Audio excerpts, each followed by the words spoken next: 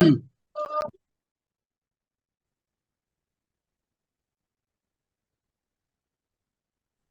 billahi minasyaitonir rajim. Bismillahirrahmanirrahim. Alif lam ra, alif lam ra, tilka ayatul kitabi wa Qur'anim mubin. Alhamdulillah kita masuk di surat Al-Hijr.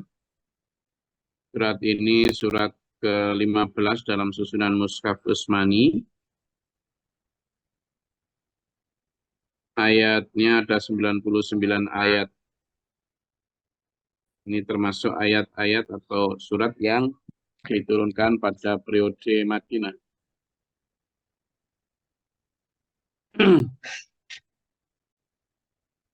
Alif lam ra, inilah itulah ayatul kitabi, ayat-ayat Al-Quran atau kitab-kitab sebelum Al-Quran, maaf, kitab sebelum Quran ya. Jadi Alif Lam Ra sudah kita sering jelaskan bahwa ini adalah masuk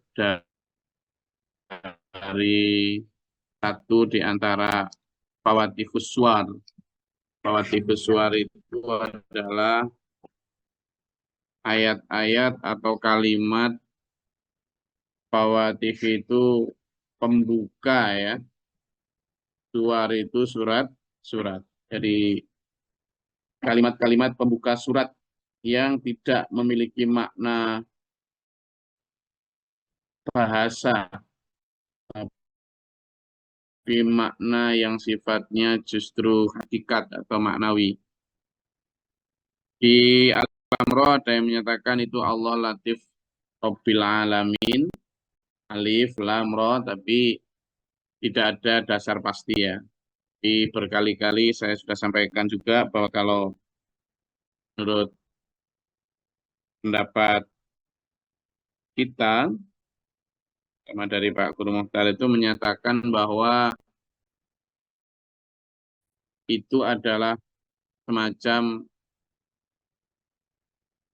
attention word, jadi kata-kata yang ditujukan atau dimaksudkan untuk menarik perhatian audiens. Ini berhubungan dengan kalimat selanjutnya yang sangat penting. Seperti misalnya perhatian atau please attention atau sekedar hey gitu ya. Please, halo dan seterusnya. Tapi jikapun itu ada makna yang lebih spesifik, wallahu a'lam wa rasuluhu, Allahu wa rasuluhu a'lam bishawab. Tilka ayatul kitab, itulah ayat-ayat kitab sebelum Al-Qur'an, wa Qur'anim mubin, dan Quran yang menjelaskan. Ini menjadi dasar bahwa sebenarnya Islam membenarkan adanya kitab yang pernah diturunkan sebelum Quran. Saya ulangi, membenarkan adanya ya. Bukan membenarkan isi yang sekarang mereka pegang, tapi membenarkan adanya kitab-kitab lain sebelum kitab Quran diturunkan. Persoalan isinya, karena isi kitab-kitab itu di dalam pandangan teologi Islam, di dalam pandangan ideologi Islam, itu sudah ditambah kurangi, tidak orisinil lagi, maka Quran datang wa Qur'anim mubin, Quran datang untuk menjelaskan, ya, menjelaskan atau memberikan klarifikasi sebenarnya ya apa sih aslinya. Ini berkaitan dengan beberapa kisah juga ada ya, bahwa sekarang ini para orientalis barat, gitu, para Islamolog itu menganggap bahwa Quran itu hanya copy paste, niru-niru saja itu. Quran itu kitab apa? Hanya bisa mengulang apa yang sudah disebutkan dalam Taurat maupun Injil, begitu ya. Nah, di dalam konteks keislaman kita meyakini bahwa ya memang memang ada beberapa kisah yang kemudian dimuat di Quran juga dimuat di kitab sebelumnya. Tapi kita yang imani adalah bahwa Quran itu menjelaskan bagaimana duduk persoalan, bagaimana historical background, atau bagaimana justru kejadian aslinya. Misalnya tentang kelahiran Nabi Isa. Misalnya tentang bagaimana sejarah Nabi Musa. Itu diterangkan. Misalnya tentang Nabi Ibrahim dan keluarga serta keturunannya. Diterangkan semua itu. Bagaimana Nabi Musa membelah lautan. Atau nabi-nabi kan juga hampir sama ya. Yang dipercaya oleh mereka dan yang dipercaya oleh Islam. Misalnya Nabi Dawud ada dalam Al-Quran. Mereka juga punya kisahnya. David, kan Daud dan Jalut itu David and Goliath, ya kan? Dalam. Kemudian Yusuf ya ada Joseph. Malaikat Jibril ya Gabriel. Kan gitu. Jadi banyak Noah, peristiwa Nabi Nuh juga diterangkan. Semua hampir, makanya mereka menganggap Quran itu hanya copy paste ditambah kurangi itu. Padahal justru sebaliknya Islam memandang bahwa terjadi distorsi isi kitab atau penambahan pengurangan isi kitab dari asli ketika diturunkan. Jadi kalau kita lihat jarak antar para nabi itu kan panjang dulunya. Itu ada yang ke ratusan tahun, tapi ada yang ribuan tahun jarak antar mereka. Gitu. Jadi antara Nabi Musa sama Nabi Isa juga nggak hanya ratusan tahun, tapi ribuan juga. Nah ini memberi celah atau ada potensi jelek, yakni terjadi distorsi, penambahan, pengurangan. Apa yang membuat itu bertambah berkurang isi kitab? Ya karena bergesekan atau berbenturan dengan kepentingan, baik politik, ekonomi, tradisi, kemauan kelompok, ya, atau pendapat-pendapat parsial, primordial. Jadi itu yang membuat kemudian kitab-kitab itu bertambah berkurang. Ya karena kalau misalnya kitab-kitab itu diterangkan, dijelaskan apa adanya, tidak cocok dengan nafsu manusia. Gitu loh.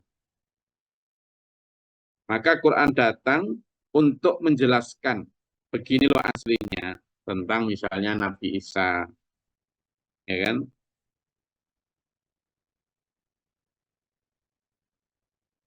Nah, ini yang membuat kemudian Quran dianggap tidak benar. Quran dianggap kurang jelas. Quran dianggap bahwa itu hanya niru-niru saja apa Quran itu. Ya gitu ya. Yang kemudian menjadikan mereka tidak percaya. Ya kenapa harus percaya? Itu hanya ada di kami. Rubama yawadul ladzina kafaru law kanu muslimin, orang-orang kafir itu kadang-kadang nanti di akhiratnya. Nanti di akhirat itu menginginkan kalau saja sekiranya dulu beriman. Ini sudah kita bahas dalam surat Ibrahim dan sebelumnya bahwa eh, mereka nanti penyesalan di akhirat itu adalah penyesalan yang eh, kasep. Maka Allah berfirman, "Dzarhum ya'kulu wa yatamatta'u wa yulhihimul amalu fasawfa ya'lamun." Ya udah, padahal mereka nanti di dunia tahu seandainya mereka menjadi muslim akan beruntung, tapi sekarang tidak mau, maka dzarhum, biarkanlah mereka di dunia ini makan dan bersenang-senang, dilalaikan oleh angan-angan kosong mereka. Kelak fasawfa ya'lamun, mereka akan tahu bagaimana akibat dari mereka tidak mentaati Allah dan Rasul-Nya. Jadi dulur, manusia sekarang itu tidak mau taat kepada Allah. Itu ya karena ditipu oleh angan-angan kosong. Gitu loh. Angan-angan kosong itu apa ya? Perlombaan puasa, perlombaan harta, perlombaan strata, dan status sosial. Itu sudah. Seolah-olah itu yang akan membuat mereka bahagia, membuat mereka akan bahkan abadi hidup selamanya. No. Makanya kalimat wailul a'udzubillahi minasyaitonir wailul likulli humazatil lumazah. Wailun cilaka likulli bagi tiap-tiap humazatil lumazah yang suka mencela dan menghina, mencaci. Ya.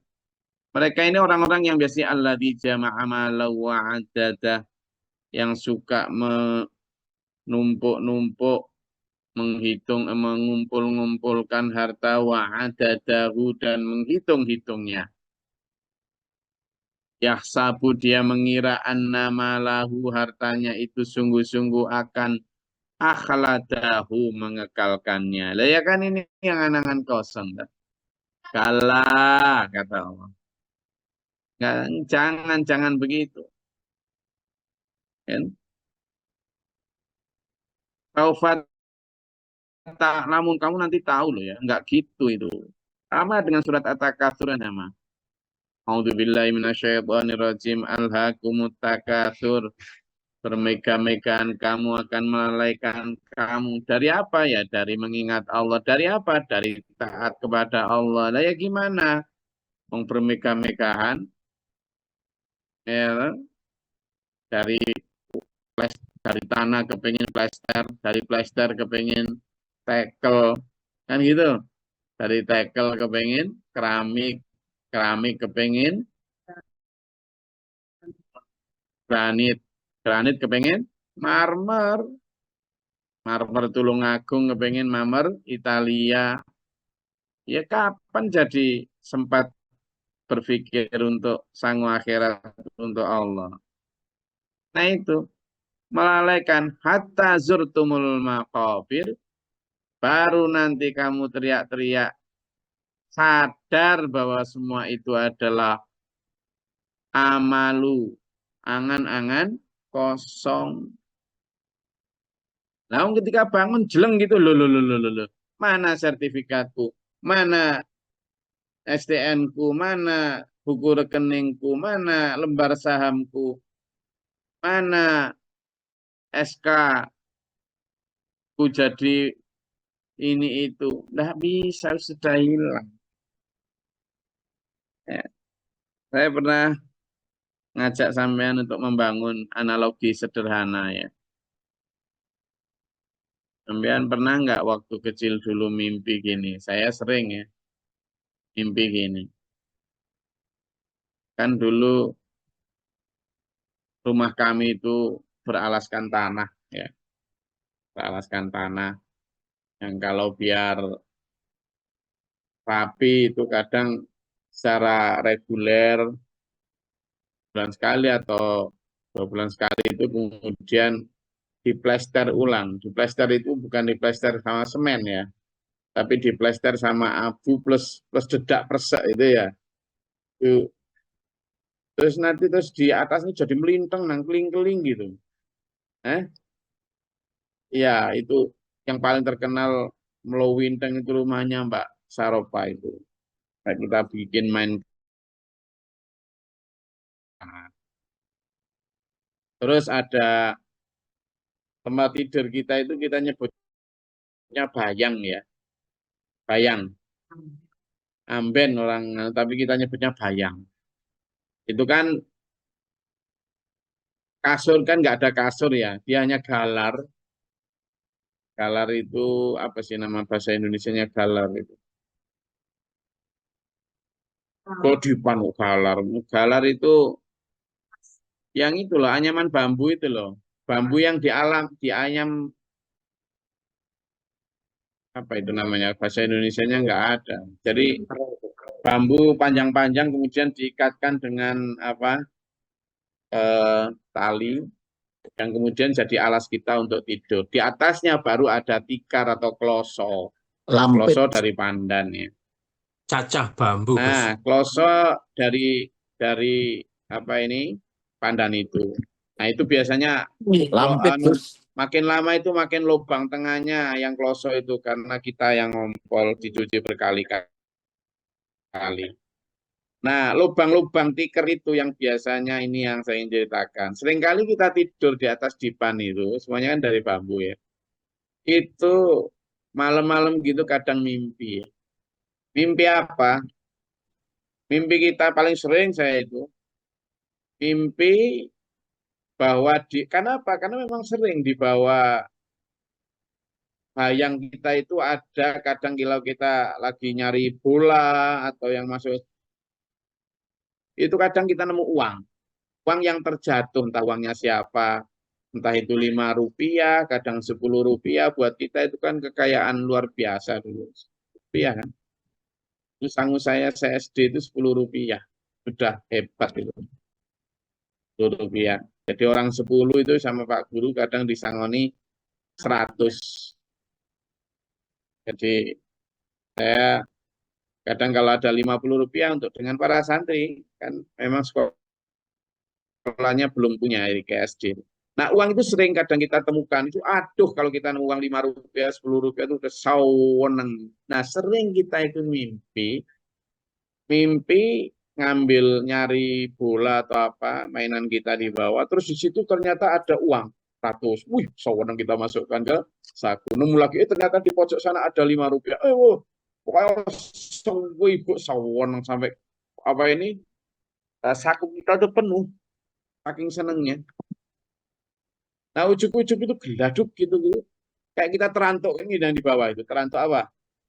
Terantuk dipan itu, deg gitu. Loh, atau kadang kita merasa tersiram apa itu. Ketika kita merasa terantuk, ternyata kita jatuh di dipan. Dan yang paling pertama kita lakukan, kita meraba saku kita. Mana tadi? Ternyata kita hanya apa? Atau tadi misalnya kayak orang disiram, ternyata kita ngompol bangun. Yang kita raba apa? Geler.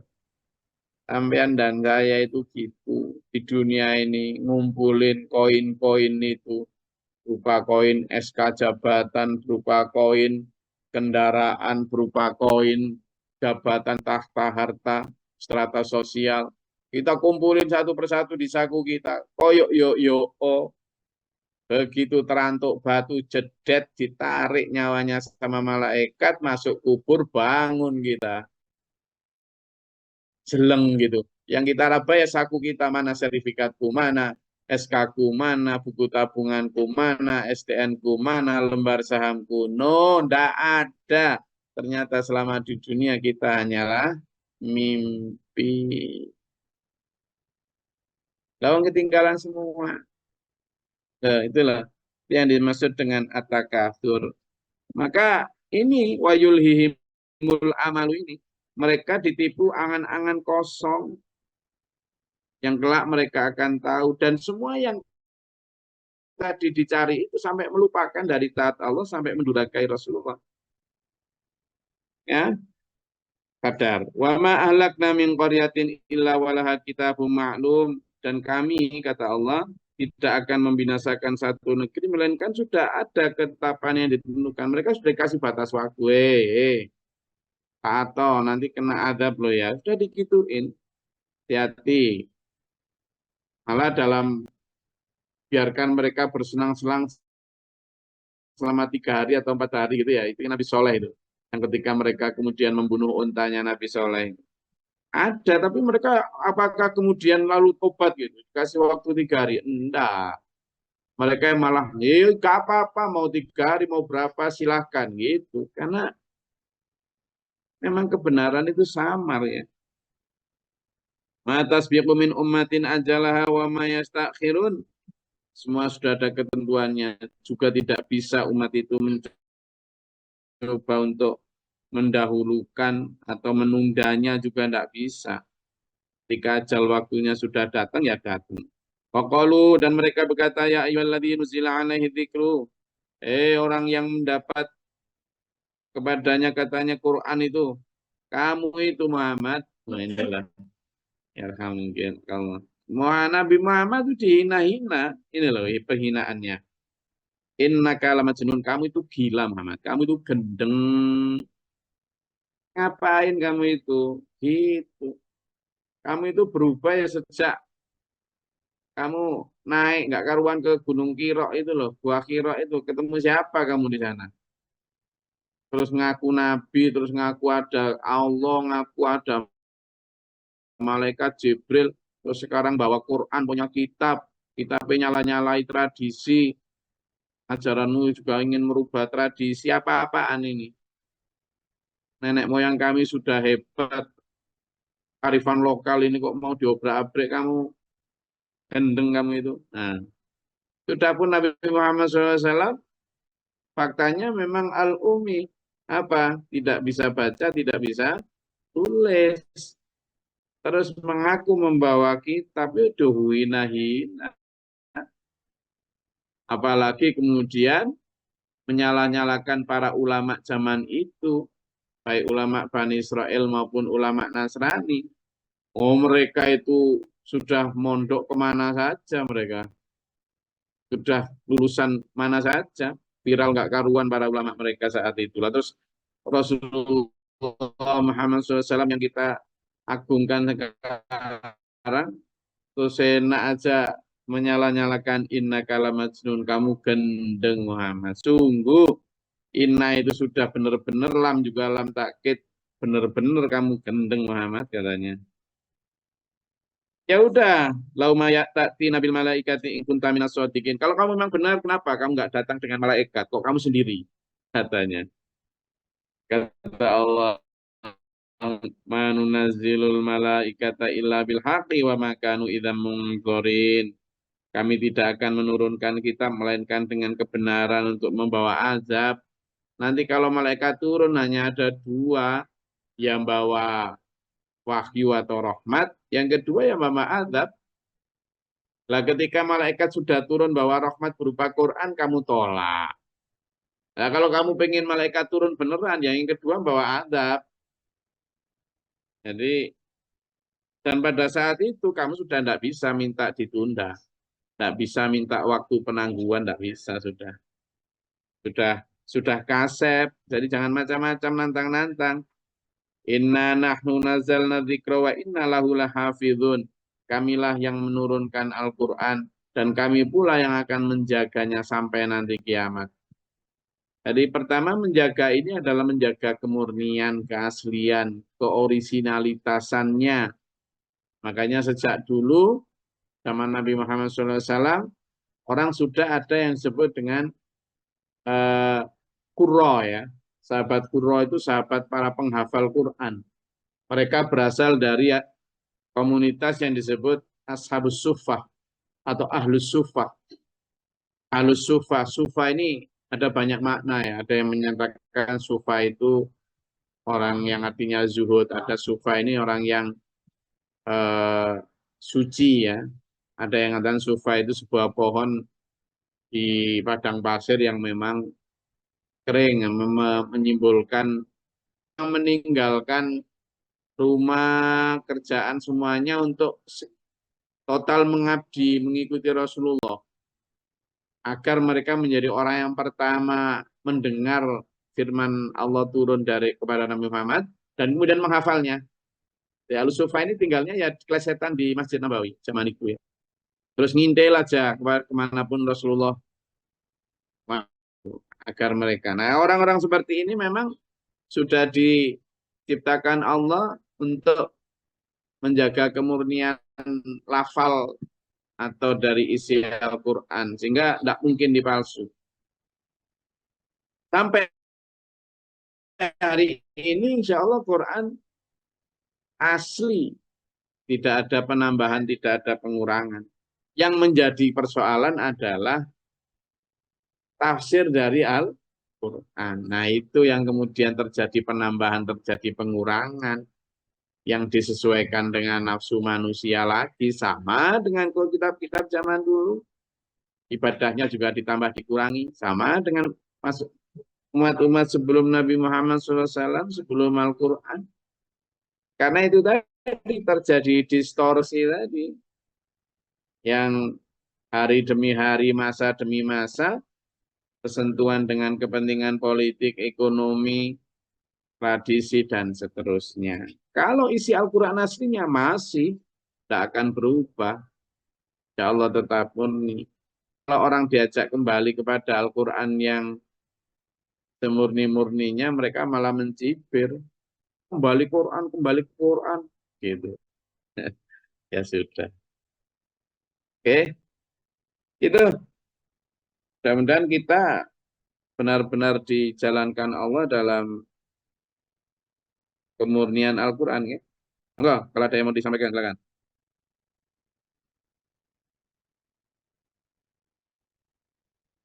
Izin Gus, izin tanglet. Ya, silakan. Ngapunten Gus, Ya, lanjut. ini Silakan apa? keluar dari materi Gus. Ini Gus, kemarin ada jamaah yang tanya tentang hukumnya khutbah 2 kali antara sholat Id dengan sholat Jumat Gus. Bilangnya ada yang mengatakan nggak ada larangan gitu loh Gus. Kalau khutbah dilaksanakan 2 kali, maka salah satunya yang di sholat Jumat itu dilaksanakan sholat duhur gitu Gus. Mohon itu Gus penjelasannya. Tersuwun Gus. Ya, jadi bagaimana kalau ternyata sholat Id itu ada pada hari Jumat. Ya. Jadi hadis tentang itu banyak sebenarnya. Satu diantaranya adalah diriwayatkan oleh Zaid bin Arqam radhiyallahu an. Rasulullah SAW bersabda, hari ini atau hari Id, ada waktu itu hari Idul Fitri telah berkumpul dengan hari Jumat. Maka barang siapa yang mau, maka sholat Jumat itu cukup baginya dan kami akan tetap melaksanakan sholat Jumat. Itu diriwayatkan oleh hadis riwayat Abu Dawud, Ahmad, Ibnu Majah, dan lainnya. Jadi pada saat itu hadis ini memiliki dua makna. Yang pertama adalah ada rukhsah bagi yang sudah sholat Id tidak harus menghadiri sholat Jumat. Tapi khususnya bukan bagi imam ya, karena tidak wajib mendirikan Jumat. Tapi kalau bagi semuanya wajib gini. Jadi kalau mazhab Hambali, orang yang telah melaksanakan sholat Id diperbolehkan tidak menghadiri sholat Jumat. Itu Hambali ya. Kalau mazhab Syafi'i dan Maliki, mereka tetap mewajibkan sholat Jumat meskipun telah melaksanakan sholat Id. Ya, jadi itu Maliki Syafi'i. Kalau mazhab Hanafi, tidak ada pengaruh antara sholat Id dan sholat Jumat. Keduanya ibadah yang berdiri sendiri. Gitu. Nah, saya ikut mana? Saya ikut yang ini, baik Syafi'i maupun Hambali dan Hanafi, Maliki dan Hanafi. Kenapa? Karena sholat Jumat itu wajib. Sholat Id itu sunnah. Jadi tidak bisa sholat wajib dikalahkan oleh sunnah. Jadi dia berdiri sendiri-sendiri. Maka Rasulullah SAW tadi memberikan penjelasan bahwa hari ini sholat Id, kami Jumat akan tetap melaksanakan sholat Jumat. Itu menunjukkan bahwa Jumat menjadi prioritas karena dia wajib. Sampai tidak ada sholat Id, tidak apa-apa. Ingat itu ya. Tidak melaksanakan sholat Id itu tidak apa-apa. Karena memang itu sunnah. Itu ibadah sunnah. Jadi sampean sholat Id atau tidak sholat Id itu sunnah. Maka kewajiban justru melaksanakannya sholat Jumat. Ya. Gitu. Tapi kadang-kadang orang malah yang tidak pernah sholat ikut sholat Id. Tapi tidak pernah Jumatan. Gitu loh. Jadi ini tadi sudah saya sampaikan bagaimana pendapat para ulama. Jadi kalau sampean nanti tetap sholat id, besok misalnya sholat idul adha, tetap sholat idul adha biasa. Kalau Jumat ya harus tetap datang. Wong Jumatan itu wajib. Gitu ya. Saya mengambil pendapat itu dari Syafi'i, Maliki, dan Hanafi ya. Yang tetap berdiri sendiri. Kelas nggak? Terus nggih. Assalamualaikum. Waalaikumsalam Mas Adi. Sehat Gus. Alhamdulillah. Niki Apunten Gus, ada salah satu di daerah kita di Sidoarjo itu. Apa? Di salah satu di daerah kita itu ada salah satu, maaf, ada aliran yang habis sholat Jumat itu dia ngerjain lagi sholat duhur Gus. Itu hukumnya gimana Gus? Habis sholat Jumat Jadi, gimana? Sholat lagi, sholat duhur lagi. Oh, Niku. habis sholat Jumat, sholat duhur. Nggih. Dan itu rata-rata jamaah itu satu kelompok itu gitu, kayak gitu Gus. Gimana menurut Gus dari hukumnya itu? Terus Jadi, Assalamualaikum. sejauh yang saya tahu, itu sholat Jumat itu tidak ada kewajiban untuk sholat duhur ya. Jadi sholat Jumat itu sudah menggantikan sholat duhur. Tapi ada yang mengatakan memang pendapat yang disunahkan bahkan kewajiban sholat duhur setelah sholat Jumat dalam kondisi tertentu.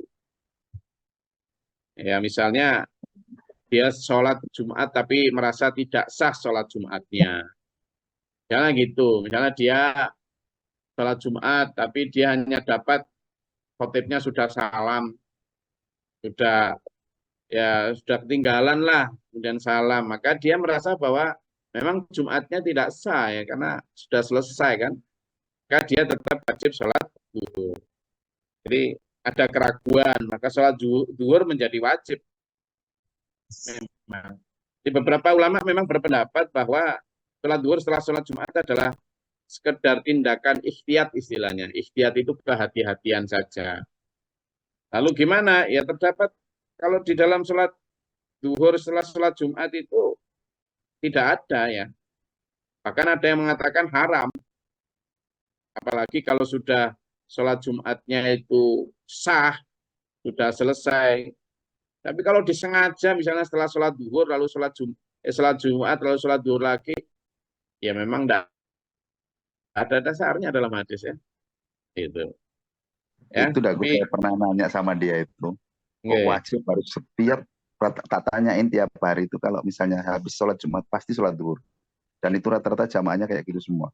Nah, mungkin itu kelirunya di sini ya. Jadi Rasulullah Muhammad SAW itu setelah sholat Jumat, memang ada hadis yang menyatakan Rasulullah sholat Jumat itu setelah sholat Jumat itu pulang ke rumah, itu lalu sholat 4 rakaat. Sholat sunnah itu. Tapi di rumah. Jadi sholat sunat 4 rakaat, 2 rakaat, 2 rakaat. Surah Kasam, surah Salam. Ada hadisnya itu. Jadi itu mungkin yang dianggap sholat duhur. Padahal dia sholat sunat. Tapi kalau dia dengan mengatakan bahwa saya sholat duhur lagi, ya memang itu yang tidak ada. Saya belum menemukan lah, lebih bijaknya begitu. Saya belum menemukan hadisnya. Tapi dalam beberapa pendapat ulama tadi itu ada begitu. Kalau memang dalam kondisi tertentu dia merasa tidak sah sholat Jumatnya, maka ya memang dia wajib untuk melaksanakan sholat duhur. Tapi kalau dia sudah jelas sah, maka justru haram. Tidak ada karena dasarnya. Tapi ya itu tadi, ada hadis tentang Rasulullah SAW itu setelah sholat Jumat pulang itu lalu melaksanakan sholat sunat di rumah. Itu Mas Adi. Matur sembah nuwun. Assalamualaikum warahmatullahi Jadi kalau ada kelompok atau berkelompok-kelompok, ya sekarang memang makin akhir zaman makin banyak yang aneh-aneh. Ya sudah. Itu bikin kita hidup fresh kan. Karena kalau nggak ada yang aneh gitu kayaknya kita kurang berwarna. Iya. Iya tadi. Oke, ada lagi?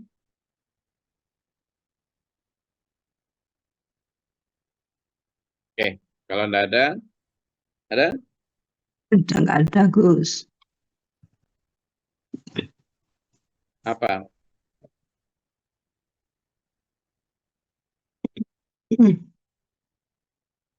Oh, udah nggak ada pertanyaan lagi, Gus. Saya rasa cukup kajian kita pada pagi hari ini. Alhamdulillah, mudah-mudahan bermanfaat dan berfaedah. Kita tetap semangat untuk mengkaji Al-Quran demi benarnya hidup kita dan demi selamatnya hidup kita dunia akhirat. Di dunia wal akhirat. Amin. Allahumma sholli wa sallim wa barik ala Allahumma fir lil mu'minin wal mu'minat muslimin. Allahumma hdina fi man hadayta wa afina fi man afayta wa lana fi man tawallayta. Wa barik lana fi ma qadayta wa syarra ma qadayta. Taufiq wa tubi ilaika wa sallam. Allahumma da'fana al-bala wal waba qad nastina min al-jinni wa syaitan wa syarri ghafara rabbana natina wa lil nasr. Rabbana wa nafaktubna ma syahidin rabbana la tuzigh qulubana ba'da idh hadaytana. Allahumma la nafa'na min kafirin wa muslimin.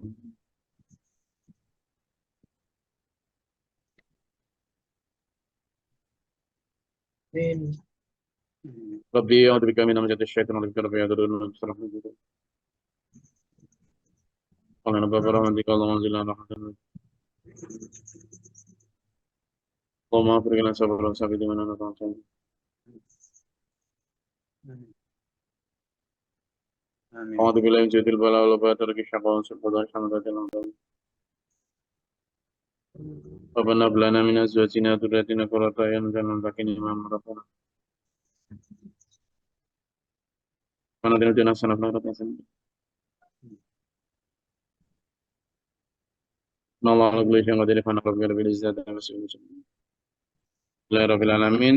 Besok kita libur, insyaallah hari Sabtu kita lanjutkan kembali ya. Besok kita nyembelih kambing, sapi, unta, kerbau, apa lagi? Ayam. Bismillah, mudah-mudahan semua sehat nih. Assalamualaikum warahmatullahi wabarakatuh. Waalaikumsalam warahmatullahi wabarakatuh. Allahumma arhamna bil Qur'an.